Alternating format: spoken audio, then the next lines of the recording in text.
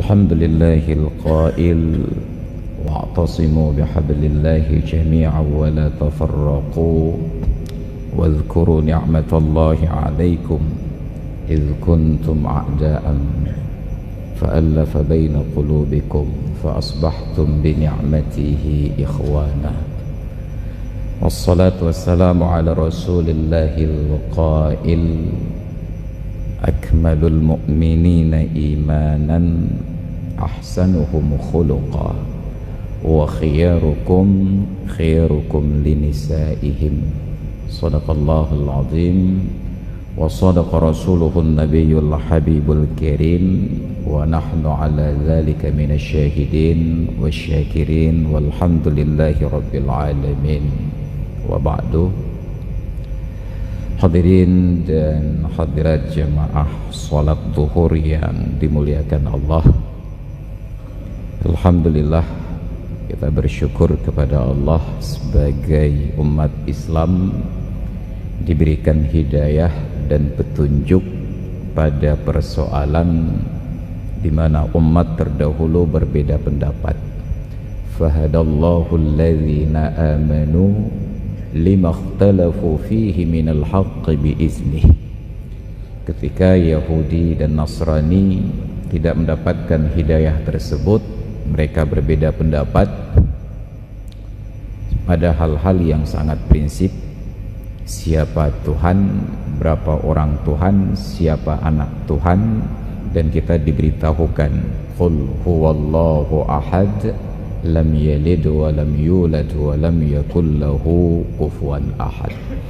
Sedangkan Yahudi dan Nasrani sampai hari ini masih berdebat.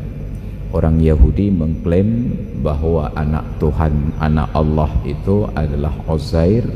Orang Nasrani mengklaim bahwa anak Allah itu adalah Al-Masih. Jadi menurut Yahudi dan Nasrani, Allah itu punya dua orang istri yang tidak saling kenal dan masing-masing punya anak. Karena itu yang terbukti, maka datanglah Rasulullah ketika ditanyakan oleh orang-orang Quraisy yang mereka tahu Tuhan itu terbuat dari material sesuai dengan kemampuan orang yang menyembahnya. Kalau yang menyembahnya orang kaya, maka material Tuhan itu dari emas, bila tidak terlalu kaya dari perak, bila miskin dari kayu, bila sangat miskin mungkin dari bahan baku makanan. Ya, maka ditanyakan, ya Muhammad, sif lana rabbaka min ayyi syai'in huwa. Deskripsikan kepada kami Tuhanmu itu terbuat dari apa. Bahkan Nabi Muhammad tidak pandai untuk menjawab, sampai kemudian Allah berikan jawaban di dalam surat Al-Ikhlas. Qul huwallahu ahad. Katakanlah wahai Muhammad, Allah itu esa, tidak tersusun dari zat, karena itu adalah zat yang tunggal, yang esa. Yang tersusun, yang murakab itu adalah makhluk. Maka ada zat yang bersusun, ada zat dan ruh, ada zat dan sifat dan lain sebagainya. Inilah Islam. Kemudian atas kehendak Allah pula umat ini dijadikan berbeda-beda. Walau syaa rabbuka laja'alan nasa ummatan wahidah. Kalau Tuhanmu mau, pasti dia akan jadikan manusia itu satu golongan saja. Wala yazaluna mukhtalifin. Dan ternyata manusia itu senantiasa berbeda-beda. Beda warna kulit, beda bangsa, beda suku, beda bahasa, beda budaya, beda agama, beda mazhab, beda pendapat, yang paling akhir beda pendapatan. Wala yazaluna mukhtalifin illa man rahima rabbuk, kecuali orang-orang yang disayangi, makhluk-makhluk yang disayangi oleh Tuhanmu. Walidzalika khalaqahum, dan untuk berbeda itulah Allah ciptakan mereka. Apa tujuannya? Ya ayyuhan nasu inna khalaqnakum min dzakarin wa untha wa ja'alnakum syu'uban wa qabaila. Wahai manusia, sungguh kami telah ciptakan kalian dari satu jiwa. Zakarin, satu orang laki-laki, wa untha, satu orang perempuan. Kemudian kami jadikan kalian syu'uban, bentuk jamak dari sya'bun, berbangsa-bangsa, wa qabaila, bentuk jamak dari qabilatun, dan berkabilah-kabilah, bersuku-suku, berklan-klan. Apa tujuan perbedaan ini semuanya? Lita'arafu, agar kalian saling mengenal.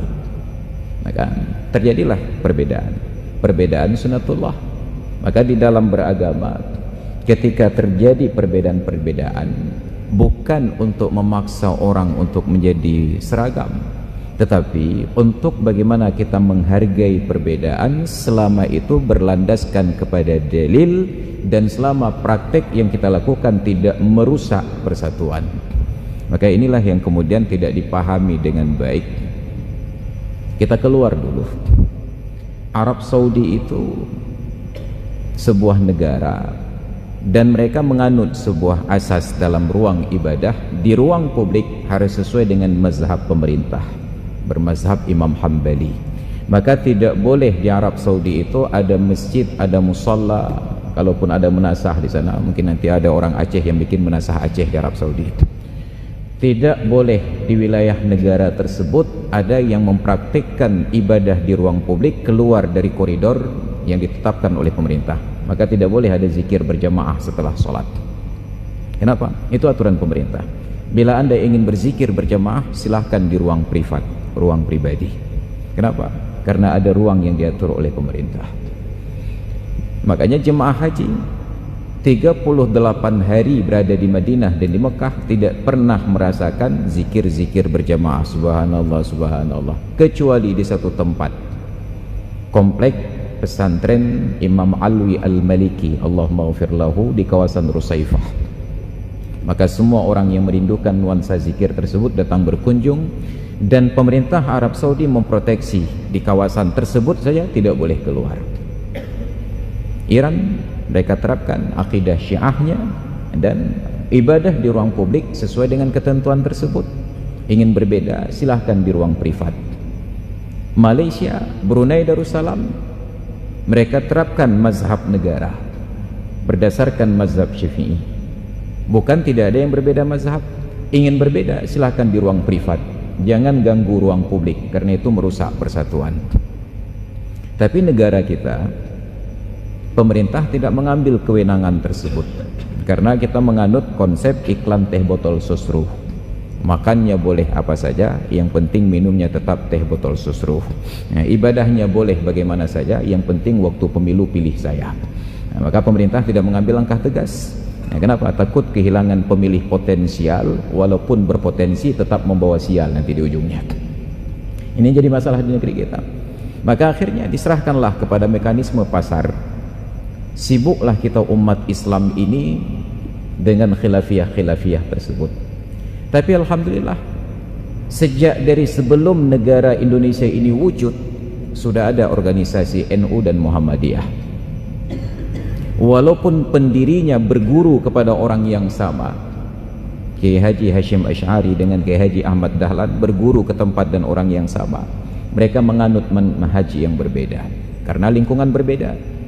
Kiai Haji Ahmad Dahlan karena tinggal di kota Yogyakarta, beliau dirikan sekolah, maka terkenallah Muhammadiyah dengan jaringan sekolahnya, SMA Muhammadiyah, SMP Muhammadiyah, SD Muhammadiyah. Kiai Haji Hashim Asy'ari karena beliau tinggal di kampung, beliau kembangkan pendidikan dayahnya, maka hampir rata-rata pesantren itu NU. Maka dulu Muhammadiyah sekolah, pesantren NU. Tapi ke ujung-ujung makin menyatu, sudah ada pesantren Muhammadiyah dan sudah ada sekolah NU. Mulai menyatu lagi. Tidak ada persoalan yang mendasar, hanya barangkali di tingkat bawah terjadi gesekan-gesekan sedikit, tapi di tingkat orang yang paham kita tidak pernah beradu jotos. Ada ruang masing-masing. Untuk NU ditandai masjidnya itu Masjid Jami' kubahnya hijau. Untuk Muhammadiyah ditandai masjidnya itu Masjid Taqwa kubahnya biru. Selesai. Masing-masing punya identitas, tidak saling menggugat. Pertanyaannya, kapan kita ribut-ribut mulai menyerang-nyerang masjid? Ketika masuk kelompok-kelompok yang lain yang memprovokasi. Perbedaan kita paham, silahkan praktekkan keyakinan Anda, silahkan praktekkan akidah Anda, tapi jangan ganggu yang sudah ada apabila itu bukan salah. Maka dalam persoalan akidah ada banyak sekali akidah, Syiah, Asy'ariyah, Maturidiyah, Ja'fariyah, Zaidiyah, banyak sekali. Tapi masing-masing saling menghargai oleh para ulama kita. Mereka berguru sampai ke Timur Tengah. Mereka menjadi ulama di Masjidil Haram, mengajar di Masjidil Haram dulunya. Syekh Ismail Al-Ashi, Syekh Nawawi Al-Bantani, mereka menjadi mufti di Masjidil Haram. Tetapi karena kearifan sebagai orang yang alim, seolah-olah mereka mufakat. Yang kita bawa pulang ke Jawi, ke Nusantara itu apa? Maka bermuaralah kepada dua persoalan, aqidahnya Asy'ariyah dan fikihnya Syafi'iyah. Bukan hanya di Aceh, bukan hanya di Indonesia, tetapi Nusantara, Malaysia, Brunei, Thailand, Myanmar, Kamboja, silahkan datang berkunjung kepada ulama-ulama di sana. Tetap referensinya sama, aqidahnya Asy'ariyah dan fikihnya Syafi'iyah. Maka saat kita dengar nasyid-nasyid dari Malaysia itu, tetap yang mereka lantunkan adalah Allah wujud qidam baqa. Ini menunjukkan bahwa akidahnya sama, akidah Asy'ariyah. Tiba-tiba datang kelompok baru menyatakan bahwa sifat 20 itu sesat, itu masuk neraka, itu bid'ah karena tidak ada di zaman Rasulullah, sahabat, tabi'in dan tabi'in. Semuanya sesat, hanya mereka yang masuk surga saja. Anda tidak setuju, silahkan praktekkan keyakinan Anda, tapi jangan menghujat orang lain. Anda mau menghujat, silahkan, tapi Anda harus siap untuk membuka ruang diskusi. Tapi ini setelah menghujat tidak dibuka ruang diskusi. Bayangkan andai kata dalam ceramah ini saya katakan, bapak-bapak yang kuliah di Unsyah ini paak semuanya, ada buah. Masa teori ini benar, itu salah, semua salah. Ketika bapak-bapak sudah tersinggung, lalu bapak-bapaklah, oke Pak Ustaz, kalau Anda anggap kami ini salah, ayo kita dialog. Oh, enggak boleh, tidak boleh dialog, karena kata Rasulullah, aku sediakan satu buah rumah di bagian bawah surga untuk orang yang meninggalkan debat walaupun dia benar. Makan minta pakaian. Setelah kita hujat, kita gugat, saat emosi orang sudah bangkit, diajak diskusi, lalu kita tutup ruang diskusi hanya karena Allah, Rasulullah sediakan satu buah surga di bagian bawah surga, satu rumah di bagian bawah surga untuk orang yang meninggalkan debat walaupun Anda benar. Kalau Anda tidak siap membuka ruang debat, jangan hujat orang lain. Maka ditutup. Ketika diajak diskusi, semua tidak dipercaya, difasilitasi oleh MPU, tidak mau, difasilitasi oleh pemerintah, tidak mau. Kenapa? Karena Allah menjamin satu buah rumah di bagian bawah surga untuk orang yang meninggalkan debat walaupun dia benar. Kira-kira kalau itu saya praktek, katanya itu haba alena. Bukan saya keluar, tapi berikut dengan mimbar ini bonusnya. Bukan hanya saya yang diusir keluar, tapi berikut dengan mimbar ini, langsung digotong keluar ke dihuyup-huyup, langsung kembali ke Cekeeng Empire. Ini yang terjadi. Tapi inilah realitas yang kita hadapi sekarang. Ada orang yang mengklaim kebenaran itu hanya sepihak saja, mereka saja yang benar, hanya kami yang ahlus sunnah, hanya kami yang ahlus sunnah. Kita lupa Rasulullah tidak mengedepankan sunnah, tapi berpadu dua perkara, ahlus sunnah wal jamaah. Tapi dari mulut mereka tidak pernah terdengar jamaah, hanya sunnah saja. Kajiannya kajian sunnah, ibadatnya ibadat sunnah, muamalahnya muamalah sunnah, jualan bakso sunnah, jualan es krim sunnah. Tapi tidak pernah berbicara tentang jamaah. Maka setiap tempat yang mereka masuk, jamaah rusak. Setiap tempat yang mereka masuk, jamaah rusak. Bila Anda tidak percaya, silahkan nanti setelah selesai pengajian saya tunjukkan tempat-tempatnya. Jemaahnya rusak. Kalau sekelar provokasi, saya juga provokatif. Pengajian-pengajian saya sampaikan hal-hal yang berbeda dari yang disampaikan oleh guru-guru kita. Ada orang yang kesal, datang menantang, saya buka ruang, tapi nggak datang-datang sampai sekarang.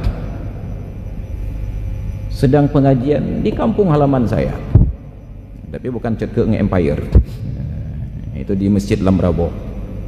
Mereka datang dengan berjamaah, tapi karena saya tidak kenal siapa yang datang, saya hormati sebagai tamu. Tiba-tiba menguasai majelis saya, mendikte saya. Saya ingat iklan rokok, laki tanding kalau sebanding. Ya, jadi karena belum tahu siapa lawannya, saya mau nggak mau tanding dulu. Ya, saya dengar saja. Ya, karena kita diajarkan adab memuliakan tamu, sudah dikuasai majelis, dijajah ke dijajah, cok kekah menang, saya katakan. Tapi hebohnya, begitu bubar dari majelis, duduk di warung kopi, katakan, kakak mau praktik Wahabi Cekeeng ya. Sudah Wahabi diserang, Cekeeng lagi, marah kali saya. Saya tantang pemukim,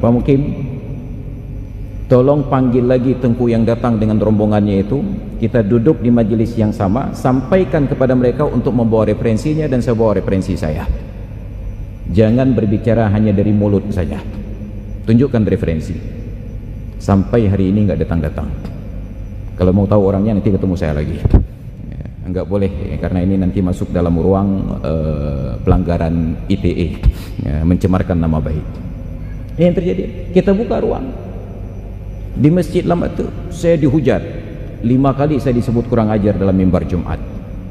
Saya tantang, ayo kita diskusi. Sampai sekarang nggak berani. Laki tanding kalau sebanding. Jadi jangan hanya nantang-nantang saja, gok keitut baja itu juga ada pelung. Rusak. Maka kita akan dicari dimanapun kita berada. Kenapa ribut di masjid? Karena ruang yang terbuka di masjid. Coba kalau ketemu lapangan bola, pasti lapangan bola ributnya. Tapi kita tidak melihat ada aksi, hanya membaca reaksi. Kita tidak setuju. Masjid bukan ruang untuk ribut. Siapapun pelakunya, kita tidak setuju masjid dijadikan ruang untuk ribut. Tapi mohon jangan pancing keributan di dalam masjid. Jangan pancing keributan di dalam masjid, siapapun pelakunya. Maka persoalan kita adalah karena pemerintah tidak mau terlibat. Saya tanya kepada para pemimpin kita, kalau memang ini persoalan khilafiyah, sampai kiamat ini tidak akan selesai.